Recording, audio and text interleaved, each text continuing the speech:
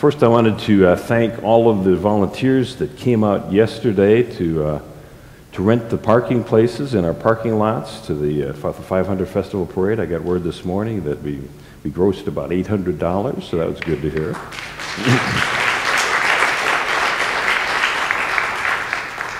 And obviously, this is the Memorial Day weekend.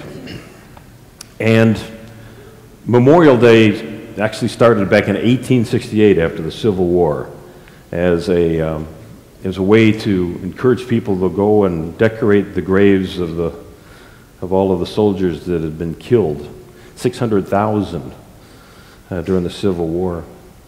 It was standardized to May 30th because that was the date they determined that the flowers were in abundance, being spring. And so Memorial Day is to remember anyone who passed away in the service in the military or in the diplomatic corps. So if you just take a moment now, let's just hold in our hearts, those people who followed the calling, which, it led to the end of that particular lifetime. Now, in the far southwest suburbs of Chicago is a suburb named Plainfield, kind of like we've got out here near the airport. And the town was hit by a tornado, flattened a good part of the town. And there was a story of a young couple that was, cowering in their home. The father was holding the 3-week-old baby, and they found the safest part in the home that they could find, and the tornado just ripped the home to shreds. And the father comes back to consciousness a while later, and he's realizing, where's everybody? And he starts to panic, and that sense of like, oh my God, they're all gone. And he's looking around, and he walks down, sees some of the other neighbors, trying to say, have you seen my family? Have you seen, so, and all of a sudden he notices something out in the lawn in one of the backyards, and he finds his 3-week-old son still wrapped in the blanket that he had been holding him in. And the kid's just lying there like, nah, whatever. No big deal, no harm, no whatever. And then within 10 minutes he found his whole family. Everybody had survived. And it's interesting the clarity that kind of a storm brings. Family heirlooms, priceless art, everything's wiped out, but what people are grateful for, it's like, wow, we survived. Now, as you know, Carla and I served, down in Florida, in the Miami area, church down there. And back in 1992, a hurricane came across southern Florida. In fact, I'll have Candy put up the slide there for a moment. Hurricane Andrew. When I had heard that they had named the storm Hurricane Andrew, Andrew is the disciple which represents strength. And it came across, as you can see at the very top, it says Miami Beach. And right in the middle, though, is an eye. And it went from, east to west across the southern tip of Florida. And one of the members of our congregation in Hollywood, Florida, had actually moved up to Hollywood after her home had been wiped out in Homestead. And she said that, and by the way, it was a Category 5 hurricane, which means it had sustained winds of 155 miles an hour. And they actually recorded gusts of 177 miles an hour. Just flattened the suburb of Homestead. And she said that, but there was just that surreal moment, she says, when the eye of the storm passed over. Now, for those of you who don't know, a hurricane is just like a big swirling, sucking energy. It's kind of like flushing your toilet. Everything goes right down the middle. And all of this comes together, but right in the center, there's an updraft. And so this eye comes across as calm. You see blue skies above you. And yet, all the way around, in the very center are the fastest blowing winds. And then the eye moves on, and all of a sudden the winds would hit again. But that's why the eye of the storm has come to be a metaphor for that sense that even when all hell seems to be breaking loose around you, there's an I there, that you can be in, that brings a calmness, a patience. And after that storm, Hurricane Andrew, there was a TV camera, that was a couple days later, just a long line of people waiting to get supplies, from the emergency management agency. And they started to chant, "We are alive, we are alive." There it is again, that, that sense that, hey, we survived. All of our possessions, may have been wiped out, but we're okay. Okay, thank you, Candy. Of course, there have been countless natural disasters, and that same theme hits all of them. But of course, the title of today's talk is When a Storm Hits. And a storm is a good metaphor for when any unexpected adversity hits, or unexpected unpleasantness. And it's interesting, though, that when those storms hit, very seldom do I hear people say, "Hey, thank God I'm alive." It's at those times where we're maybe cursing the fact that we're alive. And why is there a difference there? Do we somehow measure a severity to our unpleasantness? So where has a storm hit in your life? Is it in your health? This morning I got a call from our youth and family ministry director, Debbie Coyle. And many of you know Debbie and her husband, Mike Coyle. I guess early this morning, Mike's stepfather woke up with an intense headache. And so Mike and Debbie are at Methodist Hospital with him right now.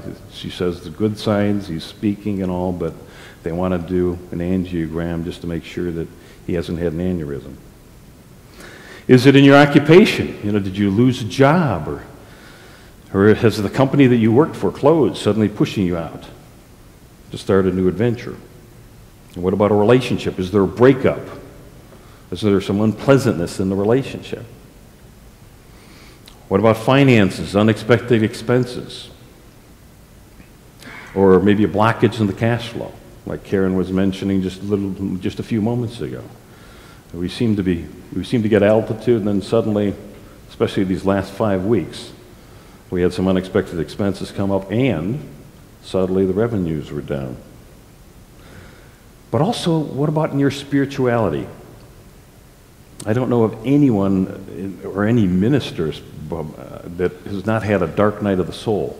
That point where you're like, things just seem to be so bad, I start to doubt, is there really a God?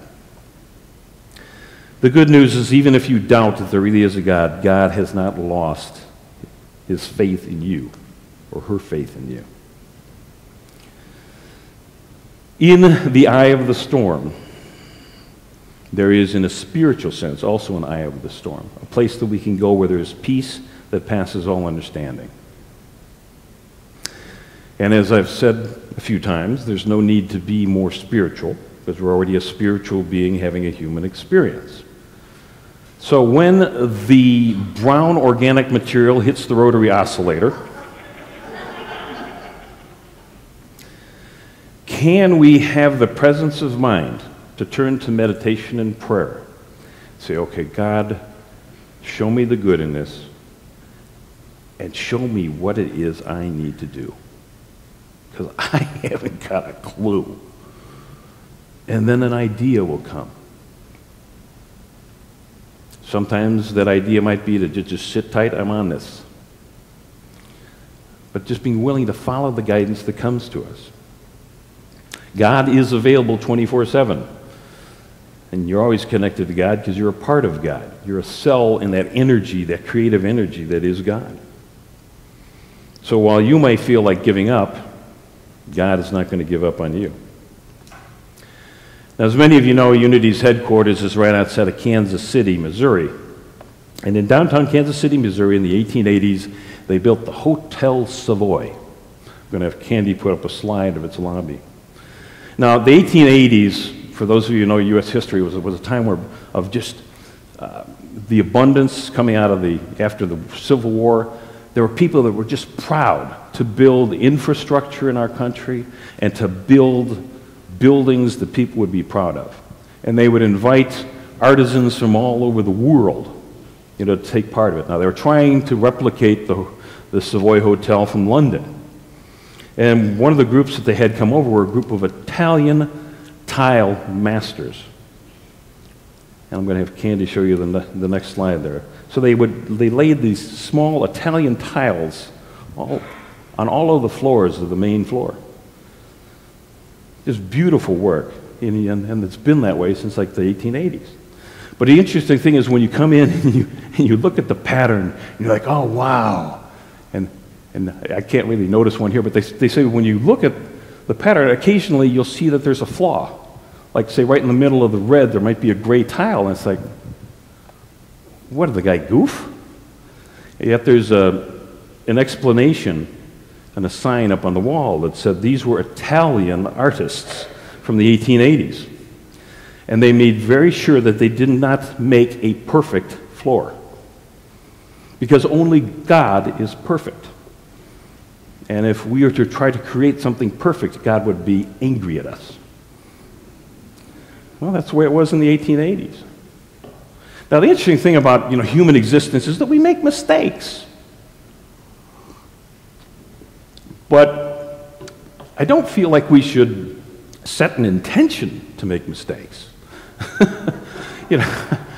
We goof, but if we're truly expressions of God, I would assume that God wants me to do my best. I mean, it seems like, at least most of the time I'm not boring you to death here on Sundays. One of my gifts is communication. But it's interesting that there was that attitude back then that, we wouldn't want to offend God, and we wouldn't want to claim that we are perfect, as our Father is perfect in heaven. Okay, thank you, Candy. So, in unity, our leadership team, Carla and I, we can be coaches. We can give you tools. We can be the trail guide. Give you some maps, but you need to do the work. We can be a spiritual midwife, a catalyst. Each of us has to do it ourselves. We have to practice that presence of God to the best we can. In the seminal book from 1923, The Prophet, by Khalil Gibran, it was a series of essays on living life and spirituality. And the second to last essay, it's a narrative in which people are asking a great spiritual guru questions. And then they said to him, "Speak to us of religion." And he said, "Have I spoke of anything else this day? Is not religion all deeds and all reflection, and all that which is neither deed nor reflection, but a wonder and a surprise ever springing in a soul? Even while the hands hew the stone or tend the loom, who can separate his faith from his actions, or his belief from his occupation? Who can spread his hours before him, saying, 'This is for God, and this is for myself. This is for my soul, and this is for my body'? Are all of your hours wings that beat through space from self to self? He who wears his mortality, but his best garment were better naked. The wind and the sun will tear no holes in his skin. And he who defines his conduct by ethics imprisons his songbird in a cage. The freest song comes not through bars and wires. And he to whom worshiping is a window to open, but also to shut, has not yet visited the house of his soul, whose windows are from dawn to dawn. Your daily life is your temple and your religion. Whenever you enter it, take with you your all. Take the plow and the forge and the mallet and the lute, the things that you have fashioned in necessity or for delight. For in every sense, you can't rise above your achievements, nor fall lower than your failures. And take with you all men, for in adoration you cannot fly higher than your hopes, nor humble yourself lower than your despair. And if you would know God, be ye therefore not a solver of riddles. Rather, look about you, and you shall see them, playing with your children. Look into space, and you shall see him walking in a cloud. outstretching his arms in the lightning, descending in the rain.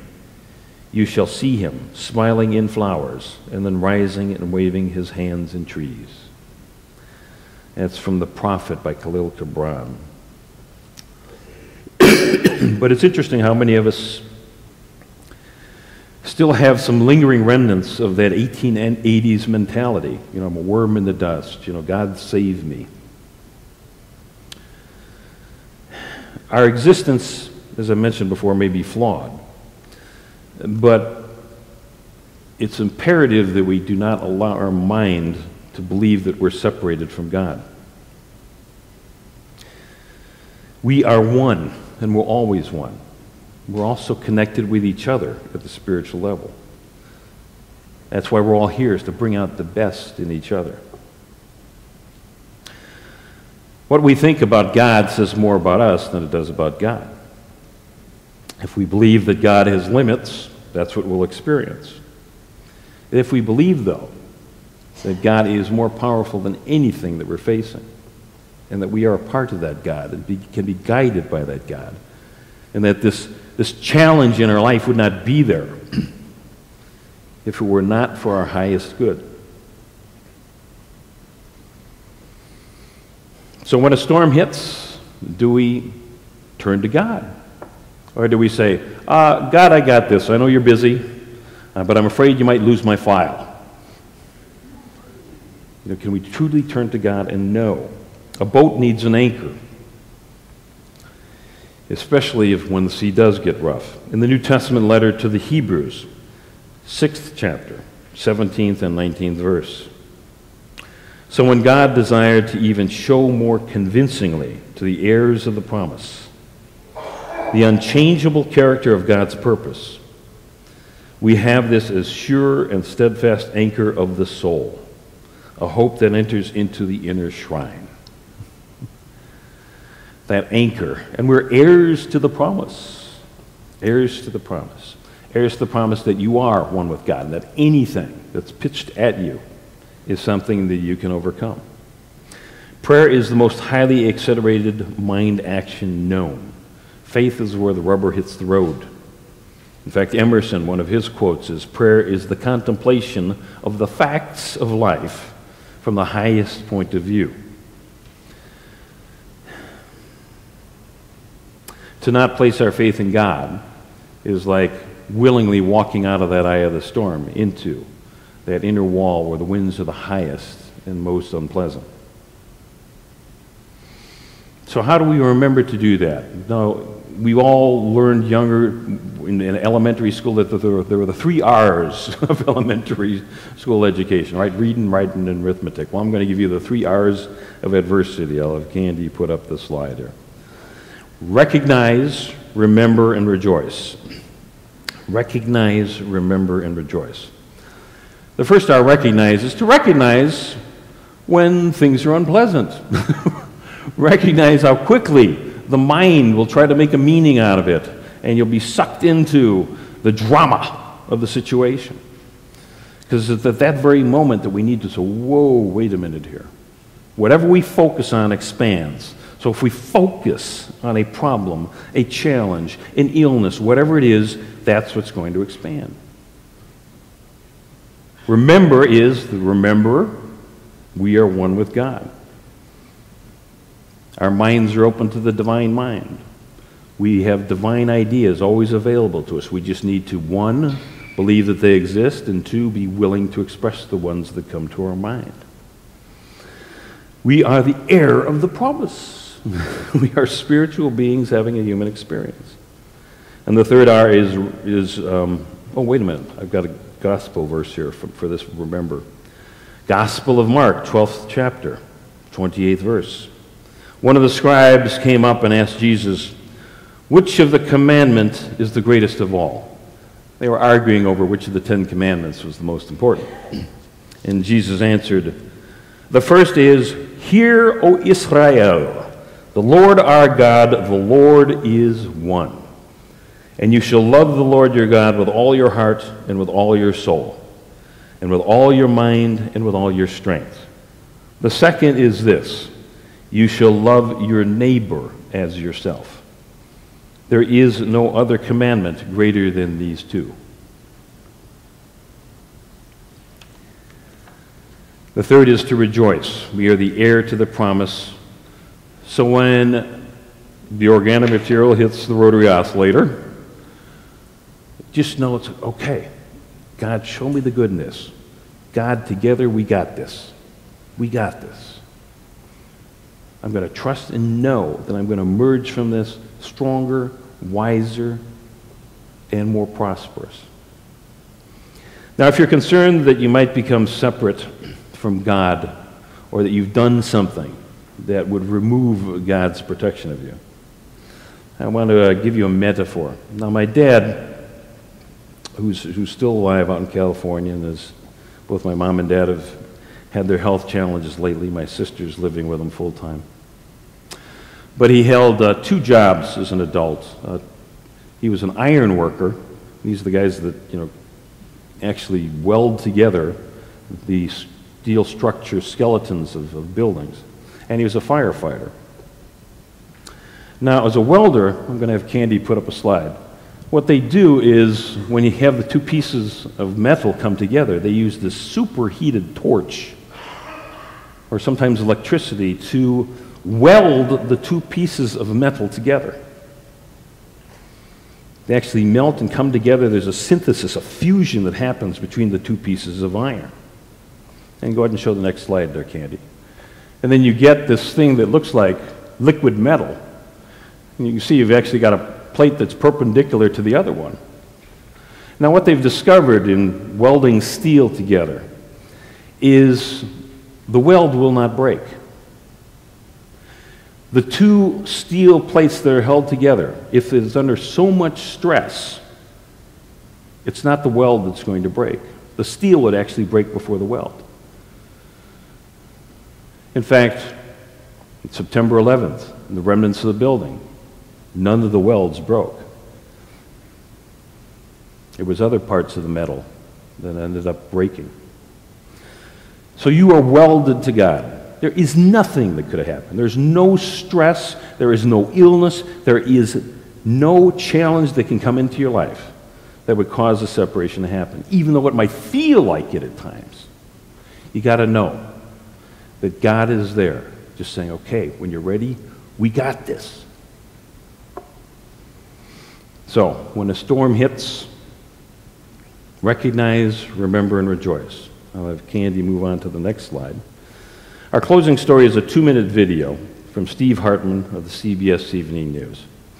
Now, in light of Memorial Day, this story is actually about a World War II veteran who has decided not only to remember his fallen comrades, but to also remember the technology, the imagination, and the ideas that came to people to win that conflict.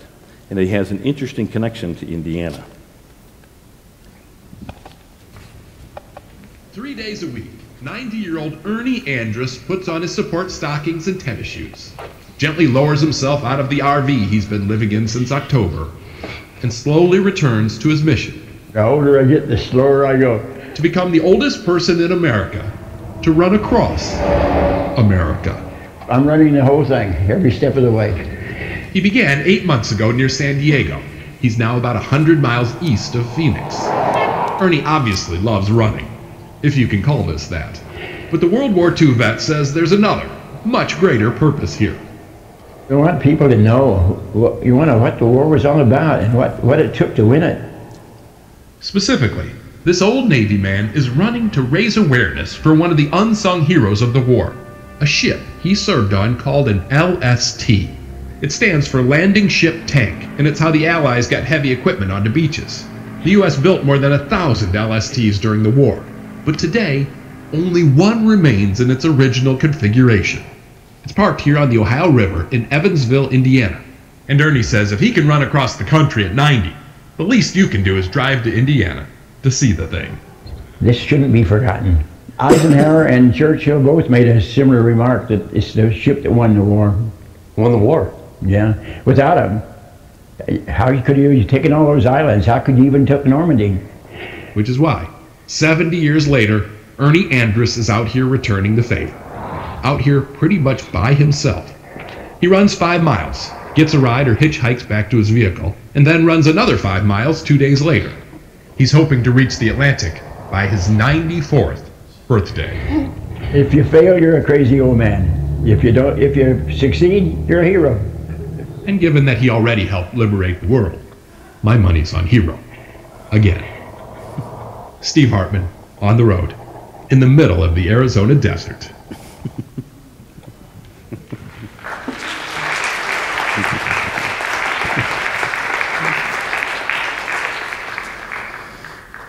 The Gospel of Mark, 12th chapter, 29th verse. Hear, O Israel, the Lord our God, the Lord is one. And you shall love the Lord your God with all your heart, with all your soul, with all your mind, and all of your strength. And may you always be open to God's guidance and grace.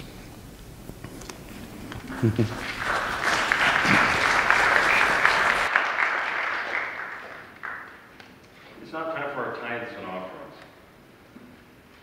And let's remember that for 100 years now, Unity of Indianapolis has offered practical, spiritual teachings that empower abundant and meaningful living. So take what it is you're going to give today in your hand. If you use the electronic system, the Donate tab on unityofindy.com, just hold the amount that you give there or are going to give there.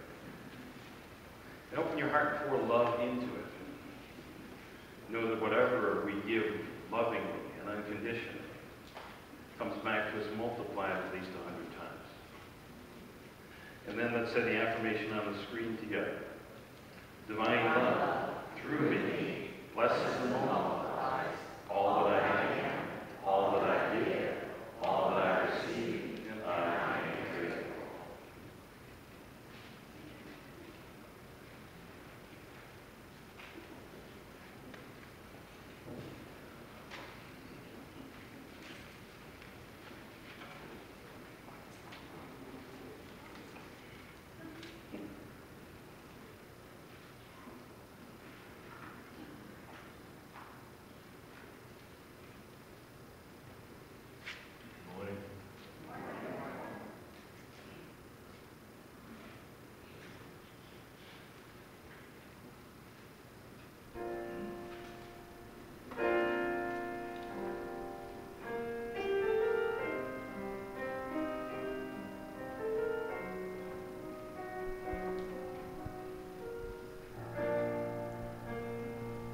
I believe for every drop of rain that falls,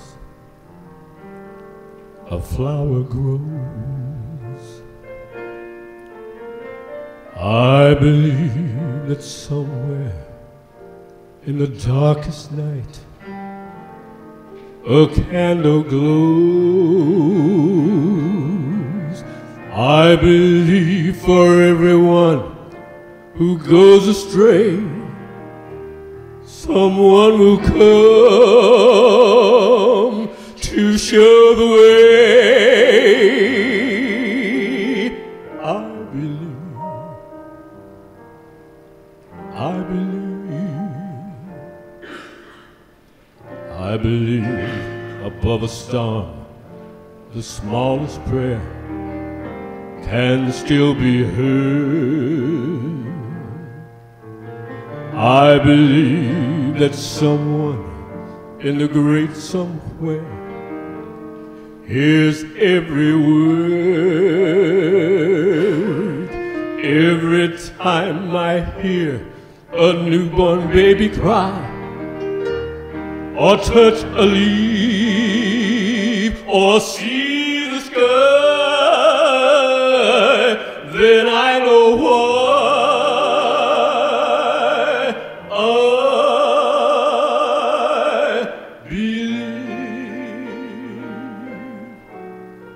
Every time I hear a newborn baby cry, or touch a leaf, or see the sky,